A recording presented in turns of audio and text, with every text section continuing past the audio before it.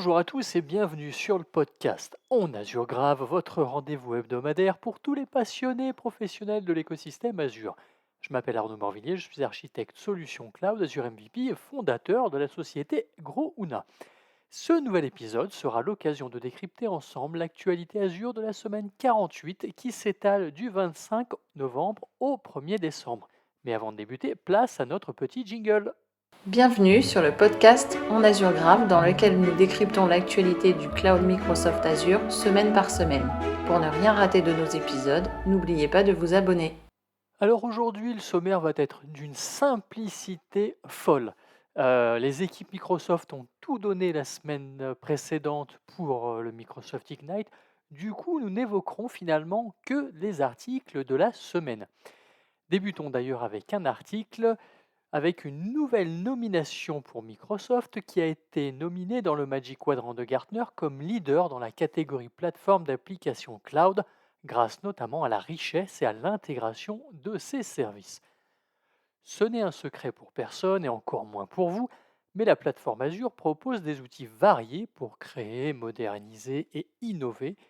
Nous pouvons notamment citer les services Azure App Service, qui permet de développer et de déployer facilement des applications web ou des API dans des langages populaires comme .NET, Java, Node.js et Python, tout en bénéficiant de fonctionnalités de sécurité et de productivité intégrées.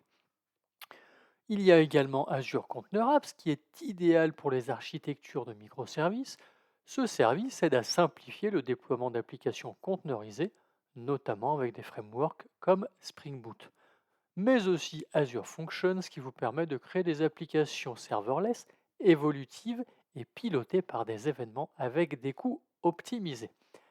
Les briques sécurité et intelligence artificielle ne sont pas en reste non plus, puisqu'Azure se distingue par une sécurité robuste et une conformité étendue essentielle pour les applications modernes, notamment celles basées sur l'intelligence artificielle.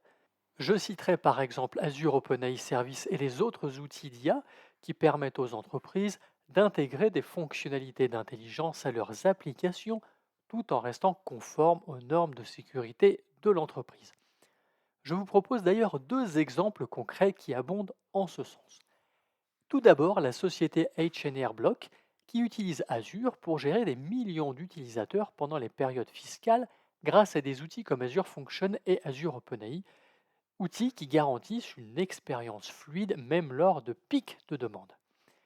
Ou encore la société Mediterranean Shipping Company, plus connue sous l'acronyme MSC, spécialisée dans le transport de conteneurs physiques cette fois-ci, qui après avoir migré vers Azure, l'entreprise a amélioré la performance de ses infrastructures et simplifié le déploiement d'applications grâce à Azure App Service notamment. Et pour les entreprises qui ne sont pas sur Azure, ne vous inquiétez pas car des outils comme Azure Migrate permettent d'évaluer et de planifier une transition fluide vers le cloud. Cela s'accompagne d'une prise en charge des charges de travail traditionnelles et d'innovation dans l'IA. Alors que vous soyez une PME ou un grand compte, Azure peut évidemment répondre aux besoins spécifiques de votre entreprise pour concevoir des solutions modernes et sécurisées. Changeons maintenant de sujet, et nous en avons d'ailleurs déjà parlé à ce micro, le fait que le Department of Defense des États-Unis, le DoD, s'est engagé à appliquer la stratégie de sécurité Zero Trust d'ici 2027. D'ailleurs, la marine américaine, qui fait évidemment partie du département de défense américaine, grâce à son initiative Flank Speed, a non seulement respecté les standards définis, mais a également surpassé les attentes avec des résultats impressionnants, atteignant presque tous les objectifs avancés 3 ans avant la date prévue. Pour ceux qui ne savent pas vraiment ce qu'est le Zero Trust, faisons un petit rappel. Le Zero Trust est une méthodologie de sécurité qui repose sur le principe suivant qu'aucun utilisateur, appareil ou application ne peut être considéré comme fiable par défaut, même à l'intérieur de votre propre réseau. Tout accès doit être vérifié en continu. Cela permet de se protéger contre les cyberattaques en limitant les risques d'intrusion et de propagation.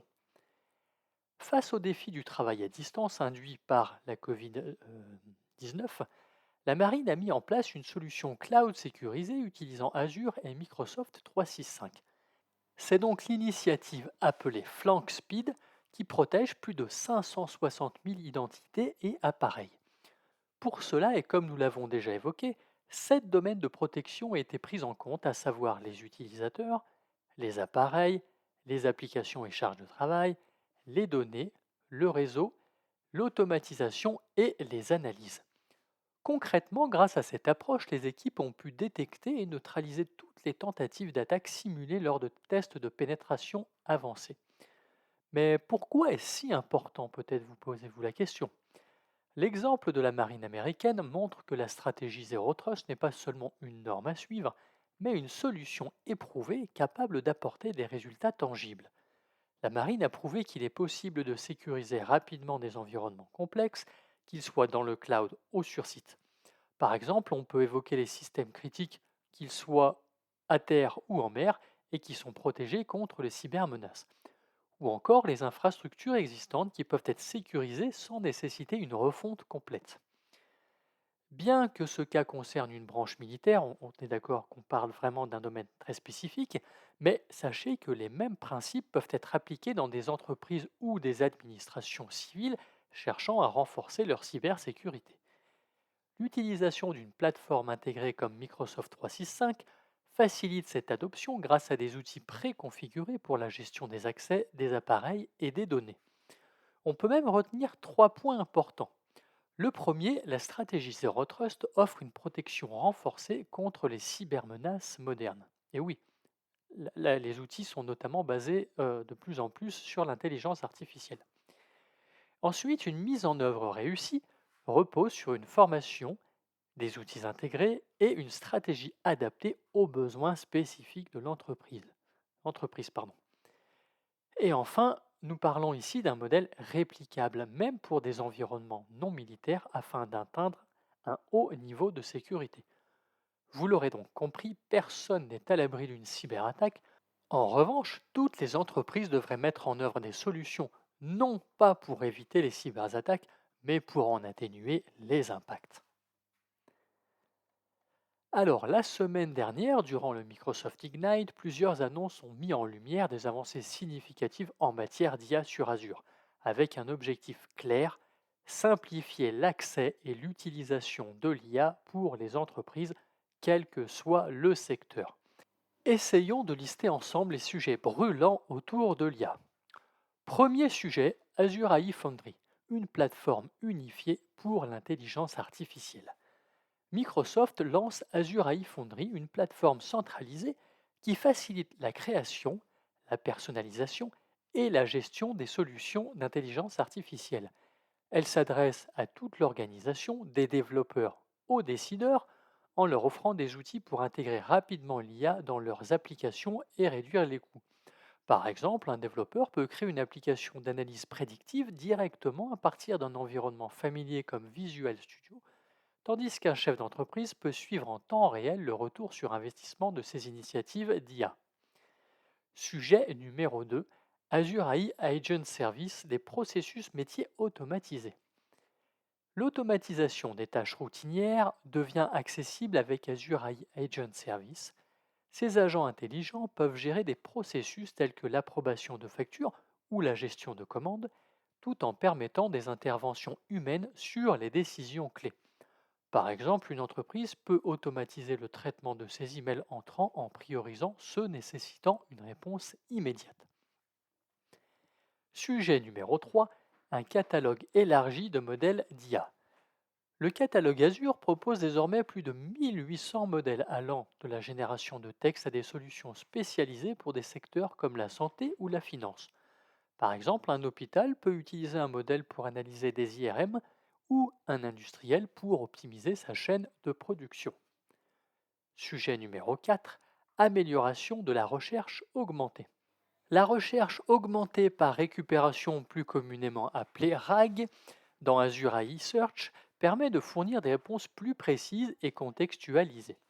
Les nouvelles fonctionnalités améliorent la vitesse et la pertinence, ce qui est utile pour des applications comme un chatbot, capable de répondre à des questions complexes en s'appuyant sur des bases de données internes. Sujet numéro 5, les nouveautés pour les développeurs. Pour simplifier la mise en œuvre de projets d'IA, Azure propose désormais des GPU serverless pour réduire les coûts et des environnements isolés pour exécuter du code sensible.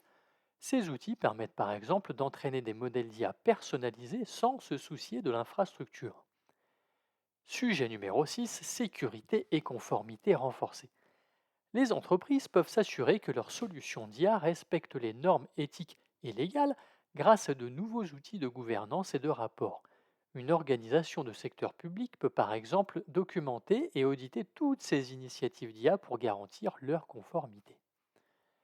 Sujet numéro 7, Azure AI Content Understanding, les applications multimodales. Ce nouveau service aide à traiter du contenu varié comme du texte, de l'audio, des images, des vidéos pour créer des applications innovantes. Par exemple, une entreprise peut analyser des appels clients pour identifier les tendances et améliorer son service client tout en respectant les contraintes de sécurité. Sujet numéro 8, optimisation des données avec Azure Managed Redis. Azure Managed Redis, désormais en préversion, améliore les performances des applications en réduisant la latence, ce qui est idéal pour des usages intensifs comme l'analyse en temps réel des données issues de capteurs IoT par exemple. Sujet numéro 9 et le dernier, Microsoft fabrique une plateforme pour l'IA et les données. Microsoft continue d'améliorer Fabric, sa plateforme d'analyse de données. Cela permet de centraliser et de structurer les données afin de les utiliser plus efficacement avec des modèles d'IA. Par exemple, une entreprise peut unifier ses données marketing et commerciales pour anticiper les besoins clients. Cela ne vous aura pas échappé, ces innovations visent à rendre l'IA plus accessible en mettant à disposition des outils qui s'intègrent facilement dans l'écosystème existant tout en répondant aux besoins stratégiques des entreprises, quelles qu'elles soient. Alors nous l'avons souvent mentionné ici lors de ce podcast, mais l'IA générative ouvre des perspectives fascinantes pour améliorer l'efficacité et favoriser l'innovation dans les entreprises, mais évidemment, elle impose également des défis en matière de sécurité des données. Avec l'essor de cette technologie, les organisations doivent relever de nouveaux risques, notamment l'exposition accrue de données sensibles et les cyberattaques ciblant les systèmes d'intelligence artificielle. Voici quelques chiffres qui confirment cette tendance. Les entreprises utilisent en moyenne 12 solutions de sécurité différentes, créant une fragmentation, ce qui va compliquer la gestion des risques. Par exemple, les grandes entreprises jonglent avec jusqu'à 14 outils, ce qui entraîne souvent des angles morts dans la détection des menaces. Cette complexité, d'ailleurs, augmente la fréquence des incidents, avec 202 incidents recensés en moyenne dans les entreprises utilisant plus de 11 outils, contre 139 incidents pour celles qui en utilisent moins. Près de 96% des entreprises expriment des préoccupations concernant l'utilisation de l'IA générative, notamment lorsque les employés accèdent à des applications non autorisées via des appareils personnels. Cette pratique peut entraîner des violations de données sensibles. Par exemple, 65% des organisations admettent que leurs collaborateurs utilisent des outils d'IA non validés en entreprise. Un autre chiffre, 42% des entreprises investissent dans la sensibilisation à l'utilisation responsable de l'IA, comme Microsoft d'ailleurs. Presque la moitié des entreprises bloquent les téléchargements de données sensibles et enregistrent les activités des outils d'IA pour mieux répondre aux incidents. L'IA aide à détecter des anomalies dans de vastes volumes de données et à réagir rapidement aux menaces. Par exemple, les entreprises utilisant des outils de sécurité basés sur l'IA signalent moins d'alertes, 47 par jour en moyenne, contre 79% pour celles sans IA. Cela permet de réduire la charge des équipes de sécurité tout en améliorant leur réactivité. Mais pour que l'IA soit réellement un atout en entreprise, il faut suivre certaines recommandations. Il faut adopter une plateforme de sécurité intégrée pour réduire la fragmentation des outils et améliorer la visibilité globale des risques. Il faut mettre en place des contrôles adaptés pour l'usage des outils d'IA générative sans freiner forcément la productivité des collaborateurs. Et enfin, il faut exploiter l'IA pour renforcer les stratégies de sécurité des données, notamment pour identifier les données sensibles et automatiser les protections. Prenons un exemple tout simple pour que cela soit plus parlant. Imaginez une entreprise qui utilise un chatbot basé sur l'IA générative pour interagir avec ses clients. Si un employé partage des données sensibles via une application non autorisée, cela pourrait exposer ces informations à des risques de vol ou d'exploitation. En intégrant des contrôles comme l'accès conditionnel et le suivi des activités des outils d'IA, l'entreprise peut limiter ces risques tout en continuant à utiliser des solutions innovantes. Cette nouvelle ère de l'IA demande aux entreprises d'adopter des stratégies de sécurité proactives et forcément adaptées afin de protéger les données les plus sensibles de l'entreprise. Eh bien voilà, notre épisode est maintenant terminé, beaucoup plus light que le précédent dans lequel nous faisions l'état de l'ensemble des annonces Azure du Microsoft Ignite. Pour ma part, je vous souhaite une excellente journée. Je vous donne rendez-vous la semaine prochaine pour un nouvel épisode. Et d'ici là, prenez soin de vous.